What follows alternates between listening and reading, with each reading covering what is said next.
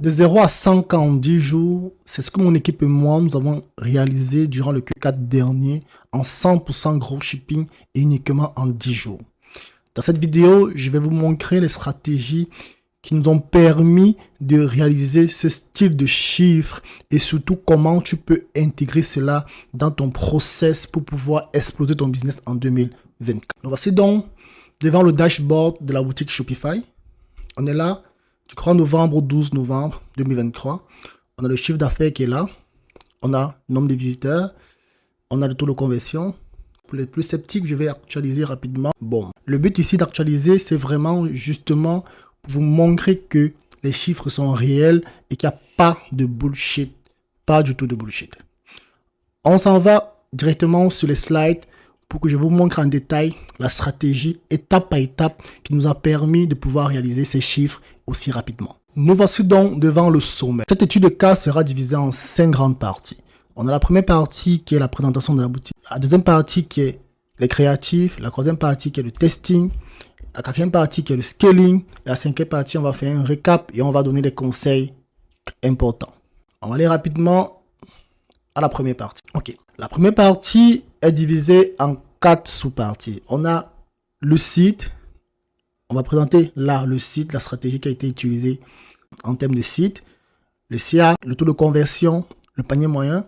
Ensuite, on présentera le produit et enfin le marché. Le site. La stratégie utilisée ici, c'est la stratégie des funnels.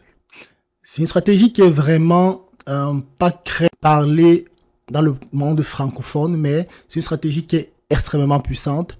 Nous, on a utilisé Shopify et on a couplé cela avec GamePage. Mais vous pouvez aussi utiliser Pageflash, Funnelish, ça fonctionne très bien. Parce que il faut comprendre une chose, lorsque on utilise des funnels, le client qui arrive dans notre funnel et qui réussit à passer à la prochaine étape du funnel, c'est un client qui est hyper qualifié. Donc par conséquent, vous êtes sûr que ce client-là, il va acheter votre produit ou bien il va pouvoir recommander ce produit à son frère, à sa soeur, facilement parce qu'il a été qualifié grâce au funnel. Ok. En termes de CA, le CA réalisé ici est de plus de 100 000 $ en 10 jours. On a fait une marge autour de 27%. Si on a pu réaliser un CA aussi élevé en si peu de temps, c'est tout simplement parce qu'on a ici utilisé une stratégie de scaling très agressive. En termes de taux de conversion, on tourne autour de 1,7%, 2%, ce qui est relativement bon pour la niche dans laquelle on était et aussi le marché.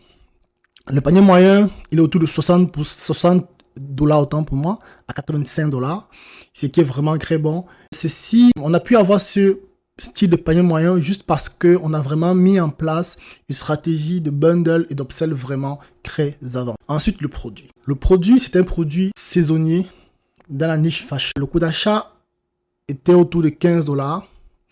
Le prix de vente, on vendait à 59,90 $. Et le ROS break-even était autour de 1,54. Et bien sûr, incluant 10% de marge de sécurité. Quels sont les différents éléments qui nous ont permis de pouvoir choisir ce produit? 1. Le produit résolvait un problème. 2. On avait des publicités des concurrents qui tournaient et qui vraiment étaient de bonne qualité. 3. Le produit il est mainstream. Donc, il touche une très grosse partie de la population. 4. On avait une très bonne marge. Tantôt, vous avez vu, on payait le produit à 15 $, on le revendait à 59,90 $. Pardon. Et de 5, l'effet wow.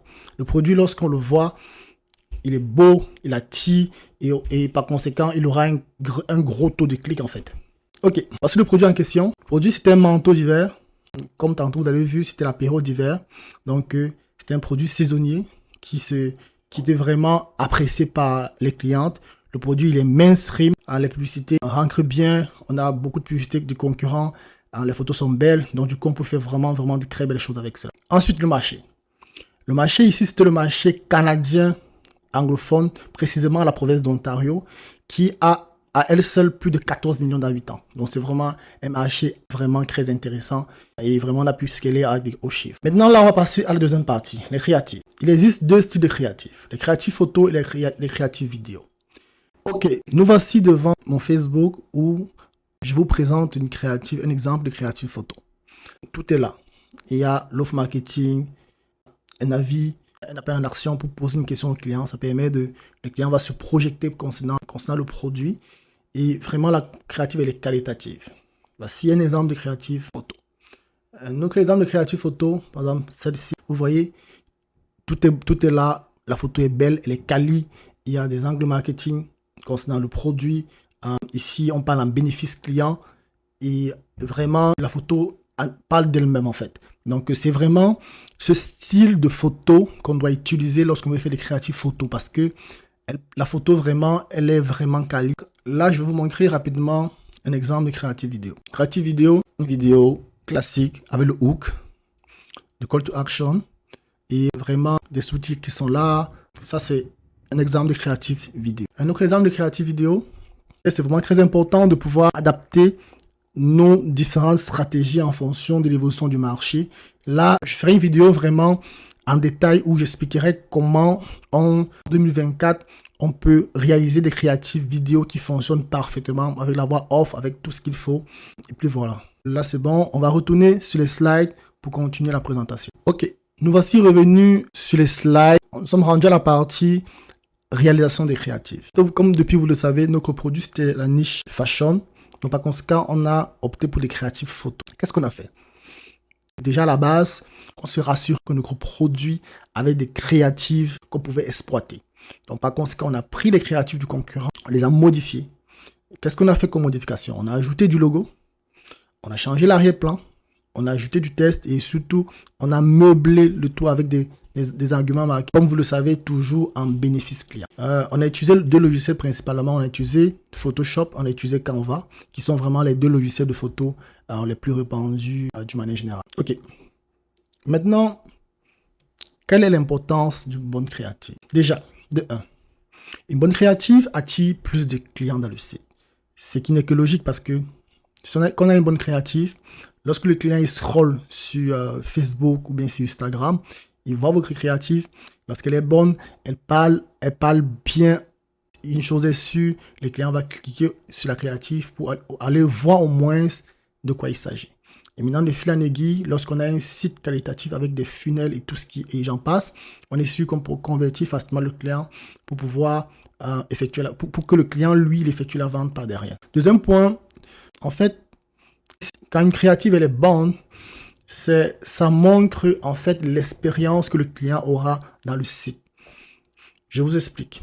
Il faut comprendre une chose. La créative, c'est comme la porte d'entrée dans votre univers. Considérez ici votre site d'e-commerce comme un univers. Quand je parle d'univers, j'intègre à l'intérieur la créative elle-même, le site internet, la qualité du produit, la réactivité du SAV, en fait, toute l'expérience qu'il y a derrière. Donc, ça signifie que lorsqu'on a une créative qualitative avec des modèles, avec tout est bien, tout est carré, on est sûr que le client, lorsqu'il voit notre créative, il s'est dit, ok, waouh, ces sites-là, ils sont professionnels. Donc, par conséquent, si j'achète dans ce site, je suis sûr d'avoir une expérience client vraiment parfaite. Le troisième point, une bonne créative, on manque drastiquement nos KPI, donc rend nos KPI vraiment meilleurs. Ici, quand je parle de KPI, je parle de KPI bien sûr sur Meta. On a le CTR qui sera meilleur, le CPC meilleur, le CPA meilleur, le CPATC meilleur aussi et le CPM meilleur. Je sais qu'il y a des nouveaux qui vont regarder la vidéo, donc le CTR c'est le coût, c'est click to rate, donc le nombre de personnes qui cliquent sur 100 personnes. Le CPC c'est le coût par clic. Le CPA autant pour moi, c'est le coût par achat. Le CPATC, c'est le coût par jour au panier. Et le CPM, c'est le coût d'impression pour 1000 personnes. Bon, lorsque nos créatives attirent mieux les clients, lorsqu'on a une bonne crédibilité auprès des clients, lorsqu'on a des meilleurs KPI sur Meta, on s'entend qu'on n'aura plus de ventes, on n'aura plus de rentabilité, on aura un ROS très élevé, donc on peut scaler jusqu'à la lune, les gars. Ok. La troisième partie est consacrée pour le testing. Comment on a testé ce produit? Déjà, pour tester un produit sur Meta, il y a deux façons. On peut tester en ABO, on peut tester en CBO. La structure de base du testing en ABO, c'est quoi? C'est une ABO, 10 intérêts, $10 chacun, ou bien 5 intérêts et $20 chacun. Ça dépend de votre budget, ça dépend du produit, ça dépend de beaucoup d'autres facteurs.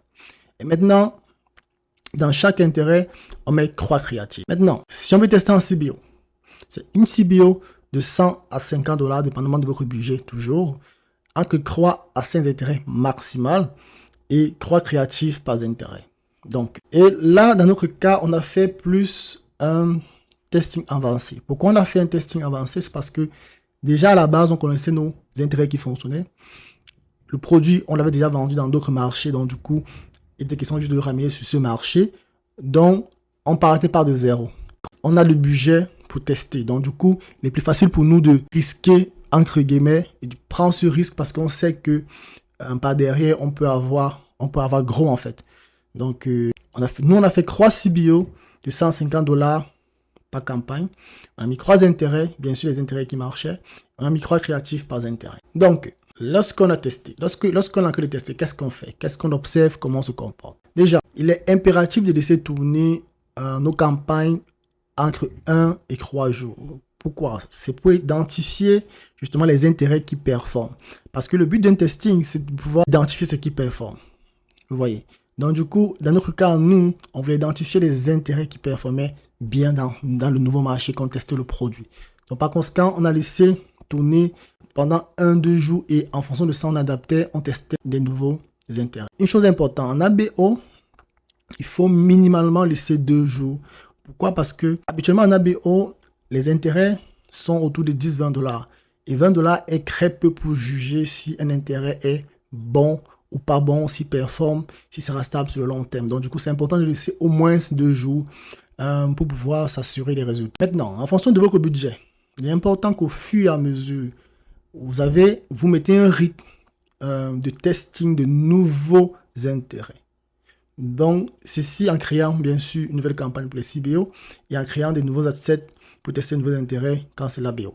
Et ceci, il faut le faire au fur et à mesure. En règle générale, lorsque nos campagnes présentent des ROS qui sont 2 fois le ROS minimum, on peut commencer le scale. La méthode de scale, c'est notre stratégie qu'on a utilisée pour scaler rapidement nos campagnes pour passer de 0 à 100 000 $ de chiffre d'affaires en pas moins de 10 jours. Première chose, lorsque la campagne a comme 2 fois le ROS minimum, il est important de monter les dépenses publicitaires de 50% à 100% chaque 1 à 2 jours. Maintenant, tant que le ROS minimum, tant qu'on obtient, autant pour moi, 2 fois le ROS minimum, il faut toujours scaler. Donc ça signifie que lorsqu'on se rend compte que, ok, à la fin de la journée, j'ai 2 fois mon ROS minimum, qu'est-ce que je fais? Je scale. Donc je monte soit de 50% ou bien de 100% le budget publicitaire.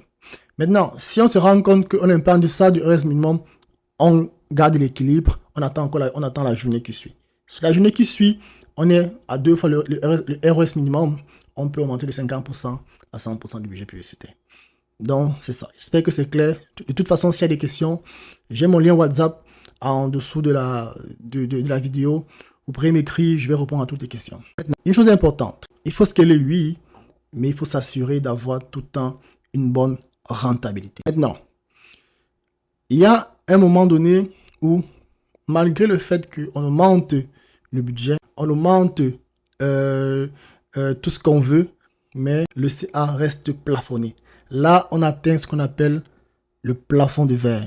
Et lorsqu'on atteint cet état-là, lors d'un scaling agressif, ça signifie que quel qu'en soit le budget de publicité que vous allez mettre sur la campagne, vous n'allez pas pouvoir avoir un CA différent.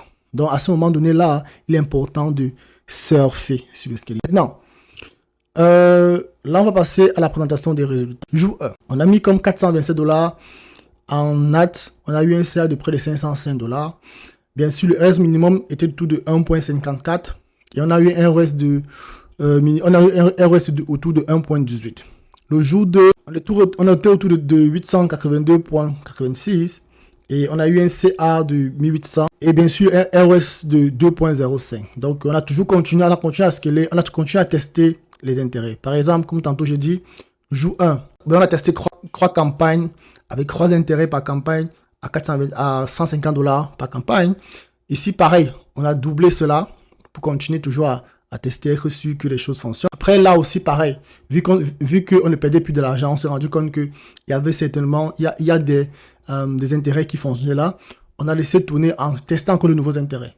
Donc, on a eu un ROS de 1,92, on ne perd pas de l'argent parce que le ROS minimum est de 1,54. Donc, là, jour 4, on a commencé à équilibrer. Là, on a fait un CA, de 3120 $ avec un ROS de 2.04. Là, le jour 5, pareil, on a laissé l'équilibre. C'était pour se rassurer que les intérêts qu'on a identifiés comme winners étaient vraiment des intérêts à 100% winners. Donc, on a pu vraiment, du jour 3 au jour 5, on a pu vraiment tester les intérêts parce qu'on avait plus ou moins trouvé une bonne quantité d'intérêts winners. Donc là, on a fait un CA de près de 4000 $ avec un ROS autour de 2.40. Maintenant, le jour 6, on a commencé un scaling. On a plus ou moins augmenté de 50 voire 30% du budget. On a fait un ROS de près de 2.89 avec un chiffre d'affaires de plus de 7600 $. Ok. Maintenant, jour 7, pareil. On a continué le scaling. On a fait presque 15 000 $ de chiffre d'affaires avec un ROS de 3.12, ce qui est vraiment très bien. Jour 8, on a continué la même stratégie. On a vu que le ROS ici était le double du ROS minimum. On a directement doublé plusieurs campagnes. Et c'est là, et ça commence à continuer à scaler très fort. On a fait comme chiffre d'affaires de plus de 20 000 $ avec 3.45 de ROS. Ici, on a laissé tourner encore une deuxième journée. On a fait un ROS de 3.43 avec plus ou moins 22 600 $ de chiffre d'affaires. Et ici, on a augmenté le budget pour pouvoir aller chercher encore plus. On s'est rendu compte qu'il y a eu une baisse de performance. On a plus ou moins atteint le plafond de verre. Et puis toujours de fil en aiguille comme ça, on a pu rapidement, on a pu faire cette boutique autour de plus de 500 000. Donc, toujours en scalant. Lorsque le scaling fonctionne, on continue à scaler. Lorsque on sent une baisse de performance, on diminue de 30%. Ou bien on stabilise sur le long terme pour surfer sur le scaling. Donc, si ça tout est clair, je vais m'en aller sur la publicité, sur mon compte publicitaire autant pour moi. Je vais vous montrer un peu vite fait pour vous montrer que vraiment tout ce que je dis, ça se reflète exactement sur mon compte publicitaire. Ok, on y va. Ok, nous voici sur mon compte publicitaire. Vous voyez bien la journée la période du 13 novembre, excusez-moi, du 3 novembre au 12 novembre. Tac. Et là, on voit bien le chiffre d'affaires, il est là. On voit bien les dépenses publicitaires qui sont là. On a le ROS qui est là. On a le CTR qui est là, qui est vraiment très bien. On a le CPC qui est là, qui est excellent. Et les CPM qui sont bien. Ok. Donc, du coup, on va passer rapidement, vous montrer un peu ce que je disais tout à l'heure. On a commencé 3 campagnes qui sont là. On a dépensé 427 $. On a eu 500 $ de chiffre d'affaires. On a continué toujours à tester. Toujours. Vous voyez, on a augmenté une nouvelle campagne. Là, maintenant, à 100 $. Et pareil, on a fait 800 $. On a fait un chiffre d'affaires pour les 1800 $ avec un ROS de 2.05. Là, je partis plutôt jusqu'à la journée 6. Tac. On était là à toujours. Là, on a commencé plus ou moins à scaler progressivement. Là, pareil. Mais là, on testait toujours. On était à 1500 $ de budget. On a fait comme 3000 $ de chiffre d'affaires, plus de 3000 $ de chiffre d'affaires. ROS de près de 2.04. Et puis voilà. On a continué à scaler ici. Comme là, on est rendu au 9 novembre. On a eu comme 4800 $ de dépenses publicitaires. On a fait comme un CA de plus de 15 000 $. Je vais aller à la journée du 12. Ok, là on a fait une dépense publicitaire de près de 6 000 $ pour avoir un retour de plus de 22 000 $. Je viens là. 12. Ok, là on a fait plus de 7 000 $ de chiffre d'affaires. Désolé, de dépenses publicitaires. Et on a fait comme 21 000 $ de chiffre d'affaires avec un ROS de près de 2.86. Ok.